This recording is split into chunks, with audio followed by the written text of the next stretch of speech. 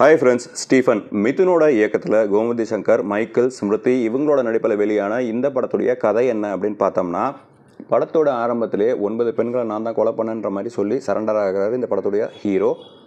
அந்த 9 பெண்கள் யார், எதுக்காக கொல்லப்பட்டாங்க, ஏன் கொல்லப்பட்டாங்க, இவரோட பின்புலம் என்ன அப்படின்னு சொல்கிறதான் இந்த படத்துடைய கதை. இந்த படம் ஒரு சைக்கலாஜிக்கல் த்ரில்லர் அப்படிங்கிறதுனால பரபரப்பாக எந்த சீனையும் காட்டாமல் முடிஞ்ச அளவுக்கு ஸ்லோவாகத்தான் இந்த படத்தை வந்து கொண்டு போயிருந்தாங்க. அதே மாதிரி கொலைகளையும் ஃப்ளாஷ்கேட்டில் மட்டுமே காமிச்சிட்டு இவருக்கு அட்டன் பண்ணுற கவுன்சிலிங்கை வந்து திரைக்கதையாக அமைச்சிருக்காங்க. இந்த படத்தோட பாசிட்டிவாக எனக்கு பட்டது என்னென்னா, சினிமாட்டோகிராஃபியும் எடிட்டிங்கும். அதே மாதிரி இந்த படத்தில் தேவையில்லாத ஆணையாக எனக்கு பட்டது இந்த படத்தோட லவ் போர்ஷன்ஸ் வந்து தாராளமாக சொல்லலாம். ஏன்னா எந்த விதத்திலும் என்கேஜிங்காக அந்த சீன்ஸ் அமைக்கப்படலை.